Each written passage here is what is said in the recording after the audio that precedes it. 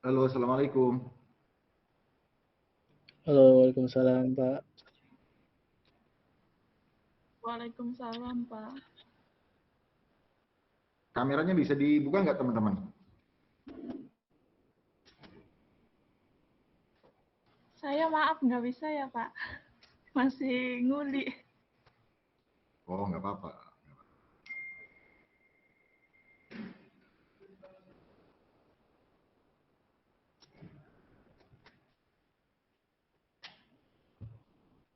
Ini lagi pada di tempat kerja ya, sebagian.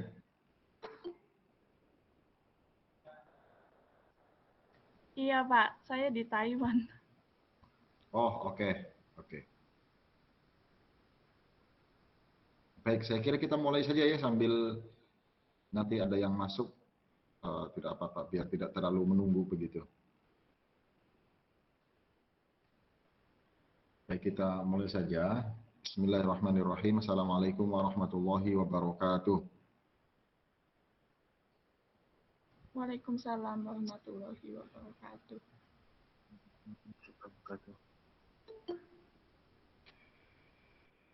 Alhamdulillah wassalatu wassalamu ala Rasulillah Sayyidina wa Maulana Muhammadin ibn Abdillah la hawla wa la quwwata illa billah ma ba'd.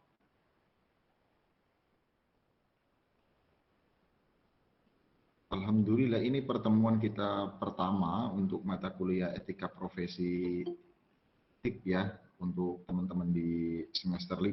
Ini semester 5 ya? Iya, Pak. Iya, Pak. Alhamdulillah ini kita sudah sembilan orang. Semoga teman-teman yang belum gabung bisa segera gabung biar kita bisa mulai bareng. Tadi saya panggil siapa? Saya biasanya kalau manggil mahasiswa itu bapak-bapak dan ibu-ibu. Iya, jadi nggak apa-apa kan nanti mau jadi bapak-bapak dan jadi ibu-ibu. Ini ada Eri tadi kabarnya di Taiwan ya? Iya, Pak. Oke, Naufal, halo Naufal. Oke, Naufal di Daku ya? Oke, Abi di mana lagi? Di mana ini? Lagi di rumah, Pak. Oh, di mana? Di Poris. Lagi WFH kerjanya. Oke. Selanjutnya ada teman kita Kurniasi. Halo.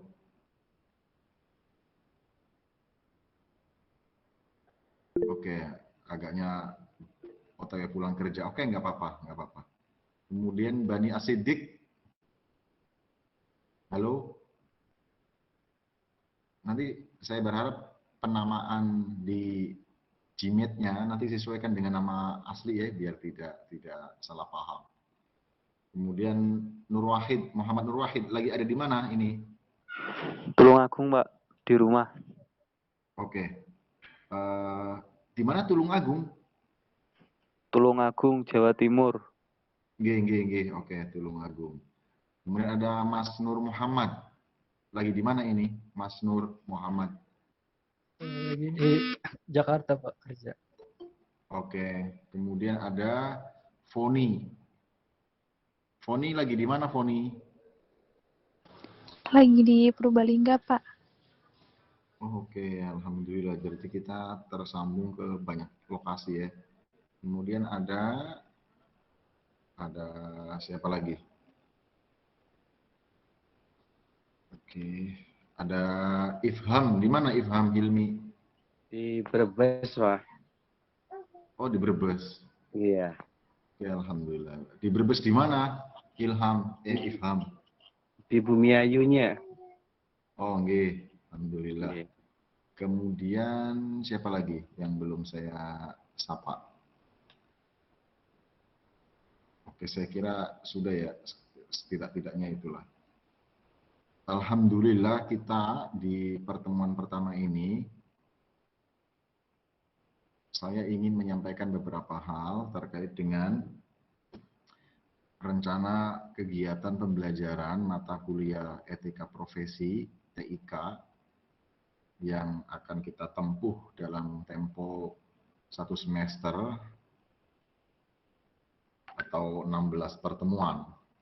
Saya berharap teman-teman bisa terlibat secara aktif di dalam 16 pertemuan itu. Dan sebagai gambaran bahwa mata kuliah etika profesi ini mata kuliah yang sebenarnya diberikan kepada mahasiswa, salah satu tujuannya adalah untuk memastikan kita semua, teman-teman semua yang akan menjadi profesional di bidang IT itu memahami persis mengenai tentang etika di dalam keprofesiannya sebagai sebagai orang yang memiliki keahlian di bidang TI.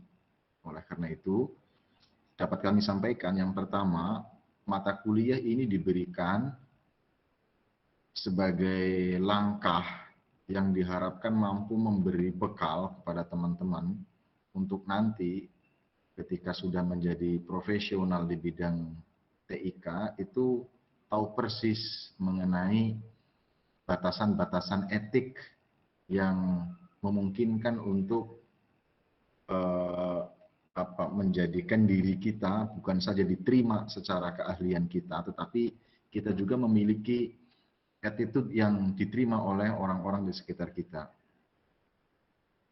Dan tadi saya mendapat informasi bahwa sebagian teman-teman atau bahkan kebanyakan teman-teman ini kan sudah sambil berprofesi ya, sambil beraktivitas. Itu artinya apa?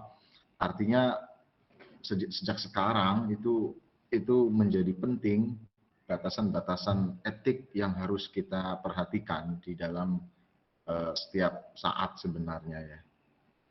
Itu yang pertama. Jadi yang pertama tujuan mata kuliah ini adalah untuk memberikan semacam panduan etis terkait dengan profesi kita sekarang maupun panduan-panduan etis terkait dengan profesi kita di masa mendatang.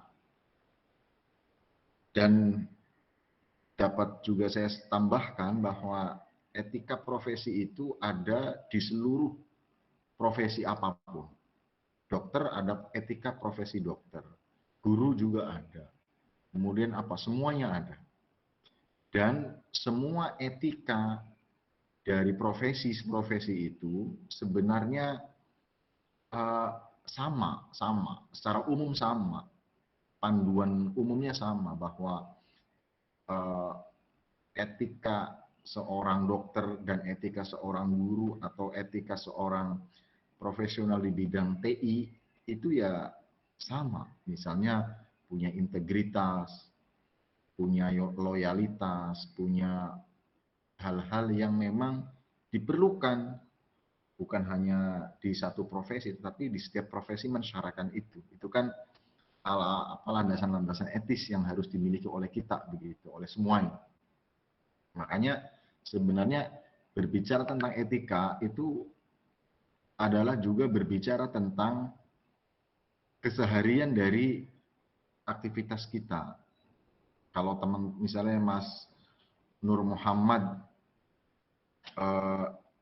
menjadi pedagang misalnya atau pengusaha misalnya atau apapun pasti harus ada etika yang dipegang. Dan dengan etika itu lalu keberadaan kita, baik kita selaku individu maupun kita yang telah melekat keprofesiannya itu diperlukan begitu.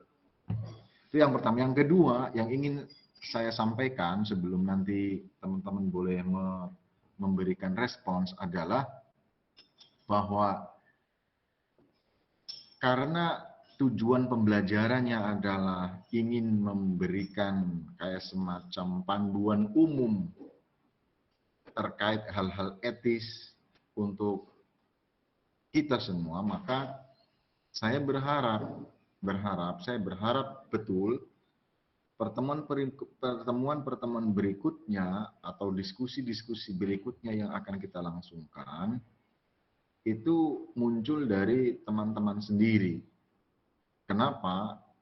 Karena teman-teman yang sebagian besar sudah beraktivitas, sudah punya kesibukan, sudah berprofesi, maka pasti akan banyak memiliki insight, banyak memiliki perspektif terkait dengan etika keprofesiannya masing-masing. Misalnya begini, saya tidak tahu persisnya ya, misalnya Mas Noval ini kan di bagian media di Darul Quran.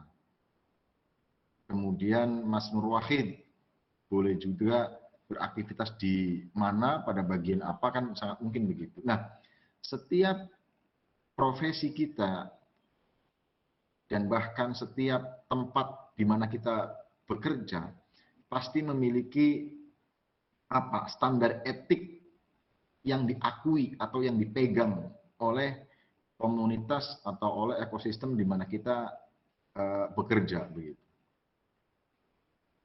Misalnya kalau boleh contoh, misalnya Mas Nur Wahid, halo? Iya, Pak.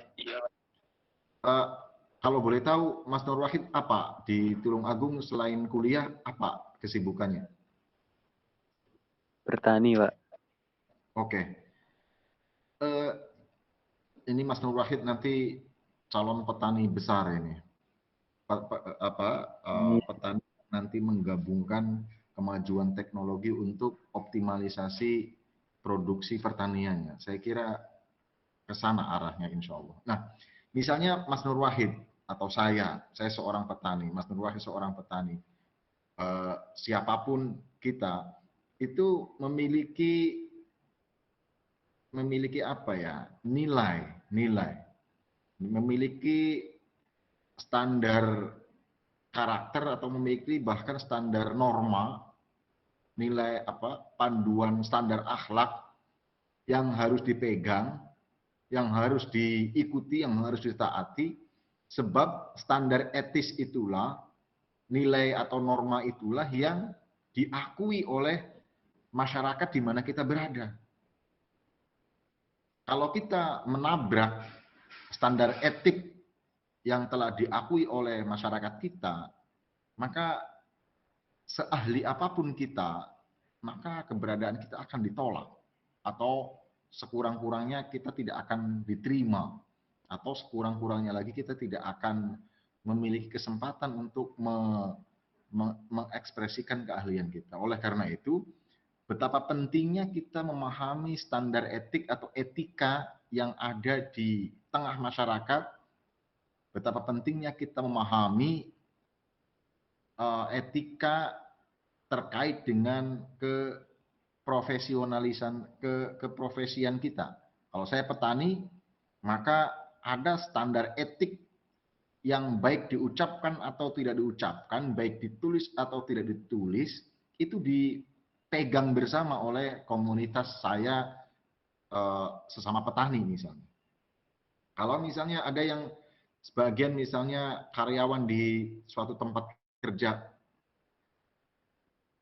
kita tahu persis, kita yakin bahwa di tempat kita bekerja tersebut pasti ada norma yang berlaku, pasti ada etika yang harus dipegang, yang harus ditaati. Oleh karena itu, yang paling pertama, kita harus pahami nilai apa yang disepakati atau nilai apa, norma apa yang diterima di lingkungan kita, di komunitas kita itu. Kenapa ini perlu? Karena jangan sampai seperti Anda semua yang memiliki keahlian, yang memiliki keterampilan, lalu tertolak keberadaannya gara-gara kita tidak memahami etika yang berlaku di sana. Jangan sampai kita punya keahlian, kita punya keterampilan, lalu kita tidak memiliki tempat karena kita tidak mengindahkan etika yang ada di tempat tersebut. Oleh karena itu, sekali lagi, kita harus benar-benar paham, mengerti etika yang ada di tempat kita berada. Misalnya saya tinggal di satu komunitas pesantren misalnya begitu ya. Maka saya harus tahu persis norma yang berlaku di tempat saya berada. Kalau saya tidak mengerti norma yang berlaku di tempat tinggal saya, pasti keberadaan saya akan membuat komunitas saya tidak nyaman, mengusik, dan lain sebagainya. Oleh karena itu, sekali lagi, kita harus memastikan keberadaan kita tidak melanggar norma yang berlaku. Norma itu basisnya apa?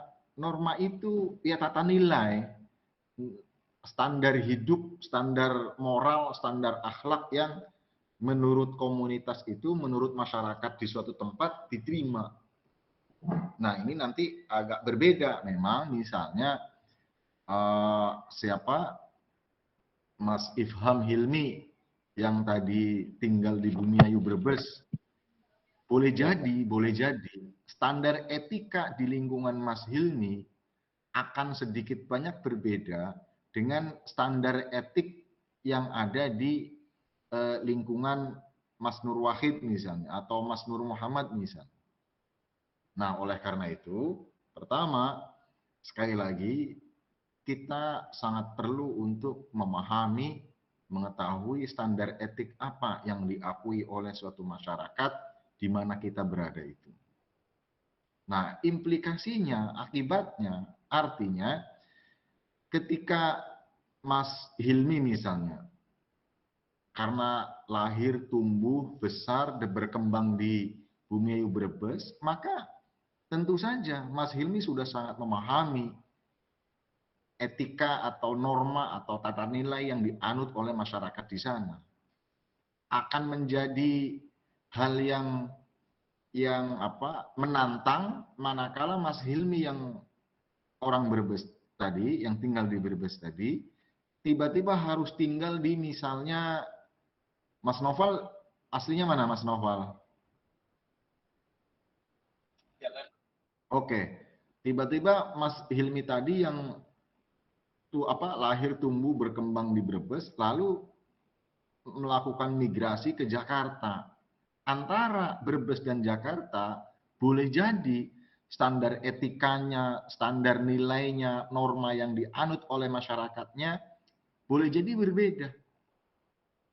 Nah, oleh karena itu, di sanalah kemudian kita harus memilah-milah. Kita, atau sebaliknya nanti Mas Novel yang orang Jakarta, ketika kemudian satu saat ke Brebes, ke tempatnya Mas Hilmi misalnya, itu akan janggal ketika Mas Novel memberlakukan dirinya dengan panduan tata nilai yang ada di Jakarta, dengan gaya Jakartanya, tiba-tiba mempraktekkan gaya Jakartanya di Brebes misalnya. Tentu saja akan terjadi hal yang kurang harmonis, walaupun tidak selalu bermakna negatif ya. Dan sebaliknya, Mas Hilmi yang dari Brebes ke Jakarta, ketika ke Jakarta kemudian menggunakan norma-norma yang berlaku di Brebes, maka boleh jadi akan ada kekagetan karena ada tata nilai yang berbeda. Nah, demikian itu kira-kira gambaran betapa etika baik yang berlaku di suatu tempat ataupun etika yang berlaku dalam suatu profesi tertentu itu penting untuk kita pahami. Setelah ketahui, setelah pahami, maka langkah berikutnya adalah kita akan memiliki sikap yang bijak, mestinya ya, harusnya begitu. Kalau tadi misalnya Mas Novel yang orang Jakarta kemudian main ke Brebes, kalau Mas Novel akan memaksakan dalam tanda kutip ya gaya Jakartanya, maka tentu saja akan mendapat ekstrimnya itu penolakan dari orang di sana. Nah, oleh karena itu kita, Mas Novel, kasus Novel tadi perlu memahami norma apa, nilai apa yang diterima oleh suatu masyarakat itu, maka lalu kita harus menyesuaikan. Oke, itu gambarannya sebenarnya. Yang mengenai kuliah kita itu etika profesi TIK. Jadi saya ulangi, setiap profesi memiliki standar etiknya masing-masing, walaupun secara umumnya ya sama, mengenai kejujuran, mengenai rasa tanggung jawab, mengenai dignity begitu ya. Kemudian dignity itu integritas dan lain sebagainya lah, integritas begitu. Ini yang pertama. Yang kedua ya. Nah, ini yang terakhir yang ingin saya sampaikan. Kalau Tulung Agung mungkin sudah maghrib mungkin ya. Yang ingin terakhir saya sampaikan sebelum nanti saya mengharap respons dari teman-teman adalah bahwa karena standar etik di setiap tempat itu sangat mungkin berbeda-beda antara di tempat kerjanya Abi Amrullah dan Foni pasti sangat mungkin berbeda. Nur Muhammad tempat kerjanya begitu, kemudian Eri suasana kerjanya dan lain sebagainya seperti itu. Maka lalu saya pribadi menjadikan saya pengen menerima atau pengen mendapatkan pertama ya ini ya cerita dari tempat-tempat kerja teman-teman semua, bagaimana tata nilai yang dibangun di tempat kerja teman-teman, lalu apa yang khas di sana. Harapannya apa? Harapannya andaikan misalnya kita kan di grup WA itu ada berapa? 15 atau 16 atau 17 sekitar itulah.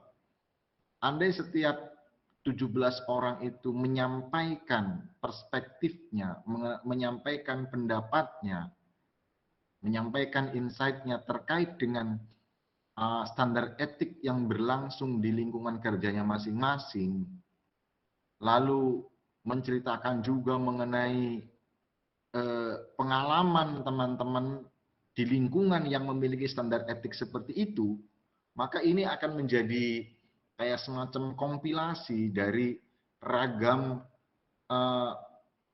standar etik yang ada di tengah masyarakat. Apalagi ini kita ada di tempat yang beragam. Ada Jawa Timur, ada Jawa Tengah, ada Jakarta, ada Tangerang, dan lain sebagainya. Misalnya begini, kalau boleh tahu, Foni selain kuliah apa kesibukannya? Halo? Oke. Iya, ya, halo Pak. Kalau boleh tahu, ini apa ada kesibukan apa selain kuliah, Foni? Aku stream, Pak. Apa? Mohon maaf, kayaknya saya nggak terlalu ini. Apa? Streamer. Oh, saya berarti nggak ngerti. Apa? Itu apa itu? Saya benar-benar polos ini, nggak ngerti. Apa itu? Kalau saya streamer ini, Pak, game-game. Screamer itu apa? Kayak apa ya? Kita main game gitu secara live. Nanti ditonton sama orang. Terus dikasih gift kalau misal konten kita yang menarik kayak gitu. Oh, luar biasa. Mas, ini kan jadi apa? Jadi informasi buat saya. Saya tadi benar-benar nggak tahu. Oke, terima kasih Boni. Nah, pasti dikatakanlah di lingkungan seperti itu yang saya belum tahu ya. Pokoknya di lingkungan aktivitas seperti itu pasti kan ada norma yang berlaku ya, walaupun mungkin tidak ditulis, walaupun tidak diucapkan, tetapi ada rule game-nya gitu, ada aturan mainnya. Pasti toh di setiap profesi, di setiap pekerjaan pasti ada aturan mainnya yang kita harus patuh, sehingga kalau kita menolak aturan permainan itu pasti kita akan akan terpental kira-kira begitu. Nah, itu kan bagus kalau kemudian nanti satu saat di satu sesi misalnya Foni menceritakan bagaimana apa kayak semacam milieu yang ada di lingkungan Foni yang seperti tadi itu screamer, oke. Nah, itu kan sebenarnya kalau saling berbagi itu kan bagus. Misalnya tadi siapa Abi Amrullah, di lingkungan aktivitas Abi Amrullah ini apa, lalu bagaimana tata nilai yang berlangsung di sana. Andai kita nih 12 orang saling sharing terkait itu, maka kita kemudian akan memiliki referensi terkait dengan 12 tata nilai yang hidup dalam satu, yang ada maksudnya. Ada 12 tata nilai yang berlangsung, yang ada dalam satu lingkungan pekerjaan. Dengan kekhasannya masing-masing, pastikan setiap aktivitas ada etika yang secara umum sama, ada yang aspek-aspek yang khususnya. Pasti semuanya seperti itu. Nah, yang saya harapkan nanti di pertemuan berikutnya kita akan sharing. Teman-teman harus menceritakan apa aktivitasnya sekarang. Oh, saya hanya kuliah. Bukan hanya kuliah, itu bukan hanya. Kuliah itu sederet aktivitas yang sangat menyibukkan. Iya toh? Jadi misalnya, oh saya hanya kuliah, tidak punya aktivitas. Oh tidak. Di lingkungan perkuliahannya kan pasti ada etika yang diberlakukan.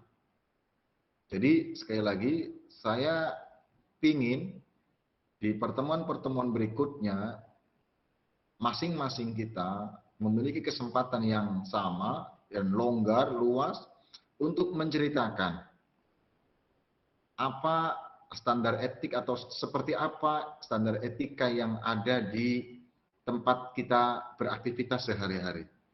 Misalnya, oh saya mahasiswa, ya sudah, kita bisa menceritakan. Itu yang pertama saya harapkan.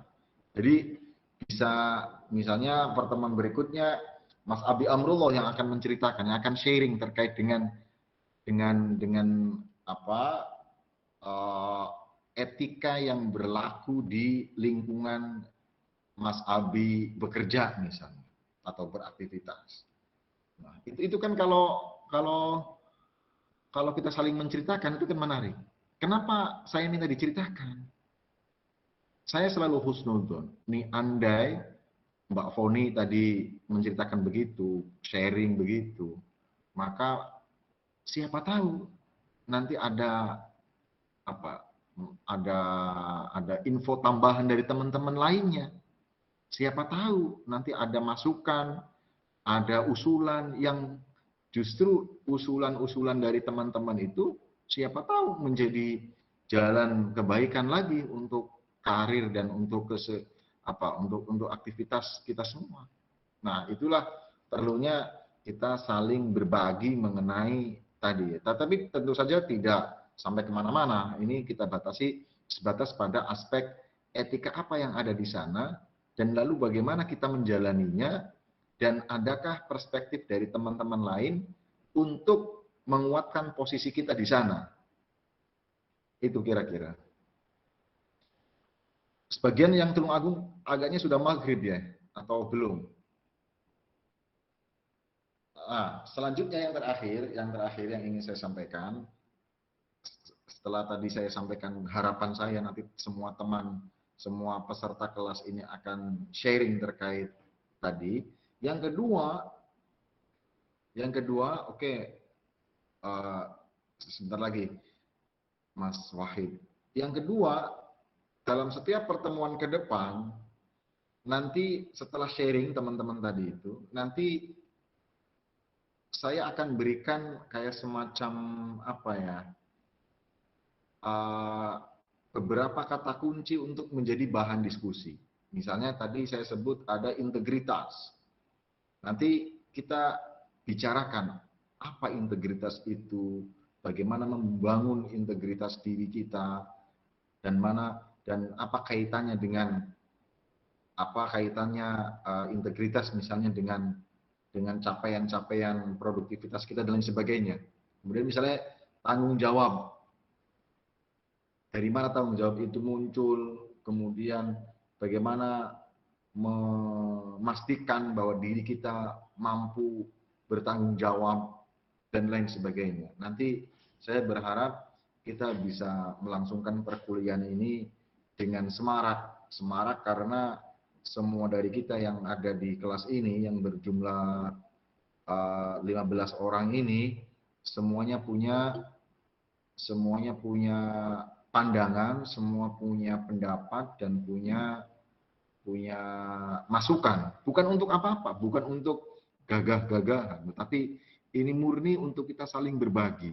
Ini murni untuk kita saling menerima, memberi, menguatkan, memotivasi, dan lain sebagainya. Saya berharap kelas ini kelak akan menjadi kelas yang semakin mengakrabkan kita dan menjadi kelas yang dari kelas ini lalu kita mendapatkan semangat, mendapatkan pemahaman baru yang lebih baik tentang kehidupan karir kita. Mbak Eri yang sekarang misalnya karir Taiwan, nanti boleh jadi akan melakukan kerja-kerja kolaboratif dengan teman-teman peserta kelas ini. Saya membayangkan 16 orang ini kalau kemudian memiliki keahlian yang beragam, pengalaman kerja yang beragam, kemudian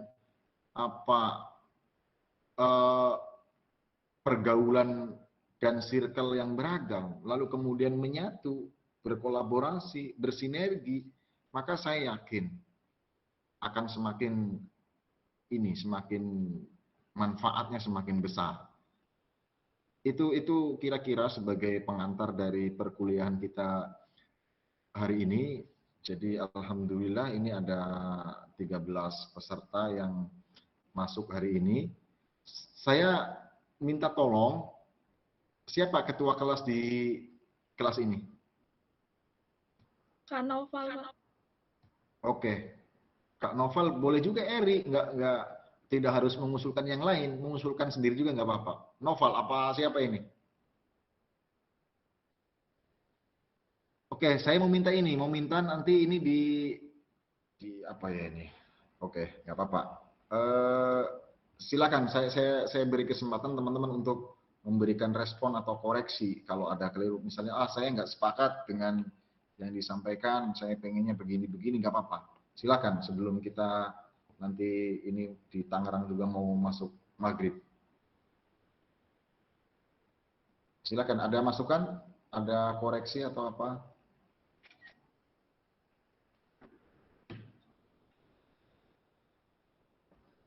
Ada juga nggak apa-apa. Silakan, ini ada Mas Nur Wahid, ada Abi Amrullah, ada Poni, ada yang lain-lain. Silakan. Kalau ada.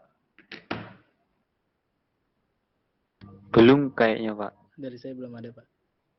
Oke, nggih. Oke, catatan untuk pertemuan pertama ini. Pertemuan kedua, saya berharap teman-teman yang memungkinkan untuk open kamera, tolong open kamera ya, kecuali yang memang lagi di perjalanan atau lagi apa, saya kira itu bisa dimaklumi. Kemudian, yang kedua, nanti